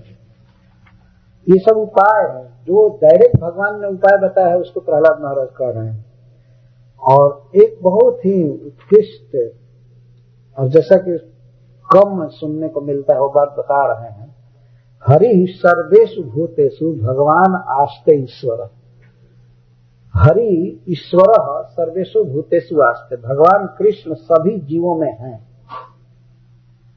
जीवों में प्राण प्रतिष्ठा के द्वारा वो नहीं है, वो है ही। मूर्ति में तो प्राण प्रतिष्ठा द्वारा भगवान आते हैं, लेकिन जीव में वो अपने आप आते हैं, अपने को एक्सपेंड करते हैं। जो किसी मंत्र को पढ़ने की जरूरत नहीं कि इस जीव के हृदय में भगवान आवे। ईश्वर सर्वभूतानां हृदय से अर्जुन तिष्ठति, सर्वस्य चाहं हृदय सन्निविष्ट। तो भगवान कृष्ण सभी जीवों के हृदय में हैं, इस तरह से मन में मान करके और जीवों का सम्मान करना चाहिए। जीव सम्मान दिवे जानी कृष्ण अधिष्ठान, जीवे सम्मान दिवे जानी कृष्ण अधिष्ठान। कृष्ण का वो वास स्थान है सभी जीव, इसीलिए जीवों का सम्मान करना चाहिए। कैसे? कामय, उनकी अभिलाषा पूर्ति द्वारा। जब सभी जीवों में भगवान है तो जीव की जो अभिलाषा हो उसकी पूर्ति करनी चाहिए। अब यहाँ जीव अभिलाषा से तात्पर्य यह है कि उसकी संसारी कुछ आवश्यकताएं होती हैं और कुछ भक्ति परक आवश्यकताएं होती हैं, इसको काम कर, तो उसकी कामनाओं की सप्लाई द्वारा यदि शक्ति हो तो पूरा करना चाहिए। जैसे रोगी है तो उसको दवा दिलावे, भूखे को भोजन दिलावे, वस्त्रहीन है बेचारा दुखी हो रहा है तो वस्त्र दिलवावे, और इसके साथ ही साथ उसे ये सब वस्तुएं दे करके और भक्ति जो की शिक्षा दे, लगावे, सबके दुख को समझे, क्योंकि ये एक भगवान उसके हृदय में है। अगर उसका दुख दूर किया जाता है तो भगवान प्रसन्न होते हैं, और भगवान की प्रसन्नता ही जीवन का सबसे बड़ा लक्ष्य, परफेक्शन है। तो भगवान सभी जीवों में आस्ते का अर्थ है ही, इसमें विचार करने की जरूरत नहीं है। प्रत्येक जीव भगवान का चलता हुआ मंदिर है, घूमता हुआ मंदिर। अमेरिका में हम सुने हैं कि घर भी कहीं कहीं घूमता रहता है कुछ लोग, ऐसा है मोबाइल। तो दो तरह के घर हैं, एक चर और अचर जीव है। तो चर जीव वही मोबाइल होम जैसे हैं, भगवान उसमें रहते हैं। तो कहीं भी कोई जीव दिखाई दिया, कीट पतंग भी या अचर वृक्ष भी, तो एक बात जरूर देखना चाहिए, भगवान हृदय में है सबके, मन से सम्मान करना। बाहर से भगवान कृष्ण ने तो यहाँ तक कहा है भागवत में कि कुत्ता और गधा को भी देखे तो साष्टांग प्रणाम करें, भागवत में भगवान कहते हैं। और ये कहते हैं कि अगर दूसरे लोग हंसे तो इसकी चिंता मत करें। परिवार के लोग कहेंगे कि पागल हो गया, ये हो गया, जहां तहां लेटता चलता है, लेकिन इसकी चिंता न करें, क्योंकि मैं सबके हृदय में हूं। तो किसी जीव को देखते ही मेरा ध्यान करके और साष्टांग करना चाहिए, कुत्ता और गधा को भी। और तो बात दूर है, जरा मैं उसको पढ़ करके बता रहा हूं, क्योंकि यहाँ पर भगवान सब में है, ये बात आई हुई है। एकादश स्कंध में बात है।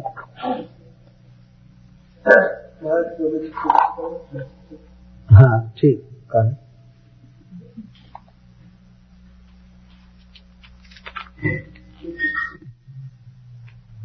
हंत ते कथयिष्यामि मम धर्मान सुमंगला। मैं भागवत धर्म का वर्णन कर रहा हूँ। भगवान कहते हैं उद्धव जी से, सुमंगल जो है, सारा काम मुझे अर्पित करके करे, मन बुद्धि आदि को मुझ में लगावे, और जो मेरे क्षेत्र हैं, पुण्य देश है जैसे ब्रज धाम इत्यादि, उनकी यात्रा करे, भक्तों का संग करे, और देवता असुर मनुष्य आदि में अवतार लेकर के जो मैं लीला किया हूँ वो सब गावे, और मेरे लिए रथ यात्रा करे। यहाँ बता रहे हैं, पृथक सत्रेण वा मह्यम पर्व यात्रा महोत्सव, मेरे लिए पर्व मनावे, मेरा जन्माष्टमी वगैरह मनावे, मेरी यात्रा निकाले, सबसे सुमंगल सार चीज भगवान बता रहे हैं। कार्य गीत नृत्य आदि महाराज विभूति भी, जैसे किसी राजा की महाराजा की सवारी निकलती है, कितना शान शौकत है, उस तरह से मेरी रथ यात्रा आदि निकालनी चाहिए। महाराज विभूति भी, ऐसा कोई बेगर रथ पर नहीं घूम रहे हैं, वो जगन्नाथ जी जगत के ईश्वर घूम रहे हैं, तो उनकी यात्रा जितनी सुंदर हो, भव्य हो और विभूतिमय हो, धनी हो, ऐसी कोशिश करनी चाहिए, लगे कि वास्तव में जगत का ईश्वर निकला है। ये भगवान के कहने का मतलब। और नृत्य गीत आदि खूब करना चाहिए। और मामेव सर्वभूतेषु, मुझको ही सभी जीवों में देखकर इच्छित आत्मनिचात्मनम यथा खम अमलाशय, सभी जीवों के भीतर मैं हूँ और बाहर भी हूँ, तो अपने भीतर भी और दूसरे के भीतर भी मुझे देखना चाहिए। जैसे आकाश प्राणियों के बाहर भी है और भीतर भी है, मुंह में नाक कान में आकाश है, भीतर भी है और बाहर भी है। आकाश जैसे बाहर भीतर सब जगह है, वैसे मैं प्राणियों के बाहर भी हूँ और भीतर भी हूँ। इस तरह से इति सर्वाणि भूतानि मद भावेन महाद्युते सभाजन मन मानो ज्ञानम केवल माश्रित। इस प्रकार सभी प्राणियों के भीतर मुझको देखना चाहिए। इस प्रकार से मैं सम्मानित होता हूँ। किसने देखना चाहिए? ब्राह्मणे पुलकशेषतेने ब्रह्मांडेर के स्फुलिंग के अकूरे कुर्रके चैव समुद्रिक पंडितों मत। ब्राह्मण में, चंडाल में, चोर में या साधु में, सूर्य में या एक साधारण चिनगारी में, क्रूर में या अक्रूर में, किसी भी व्यक्ति में, पापी या पुण्यात्मा में, सब जगह मुझको देखना चाहिए। मैं सब में अवस्थित हूँ। और नरेशु अभीक्षण मत भावम पुंसो भावे चिरत, और प्राणियों में भी मनुष्य के भीतर तो मुझे जरूर देखना चाहिए। मनुष्यों में मैं विशेष रूप से हूँ। ऐसा करने से स्पर्धा, असूया, एक दूसरे का तिरस्कार करना, दुख देना, सब भी अंति समाप्त हो जाते हैं। विसृज्य मानम स्वान दृशम वृणम च दैहिकी प्रणवे दंडवत भूमौ आस्व चांडाल गोखर। जब ही देखे, यहाँ तक कि कुत्ता, खर और चंडाल सबसे हीन है ये प्राणी मानेगा। मनुष्यों में चंडाल और पशुओं में खर और स्वान, कुत्ते, इनको देखे तो प्रण में दंडवत भूमो, भूमि पर लौट करके दंडवत प्रणाम करे। सब समय संभव नहीं है। आप कार पर चल रहे हैं तो ऐसा नहीं कि कार खड़ा करके हाईवे पर और लगे प्रणाम कर, ऐसा नहीं। लेकिन कई ऐसे स्थान है जहां कर सकते हैं। तो एक प्रश्न होता है कि अरे अपने स्वजन हंसेंगे कि क्या हो गया इसको, तो भगवान कहते हैं विसृज्य मानम स्वाम दृशम वृणम च दैहिकी। अपने आदमी हंस रहे हैं तो इस लज्जा को छोड़ करके, और दैहिकी लज्जा भी छोड़ करके कि हमारा वस्त्र गंदा हो जाएगा, मैं क्या जमीन पर लौटूं, बताओ, सुअर को प्रणाम करूं, कुत्ता को प्रणाम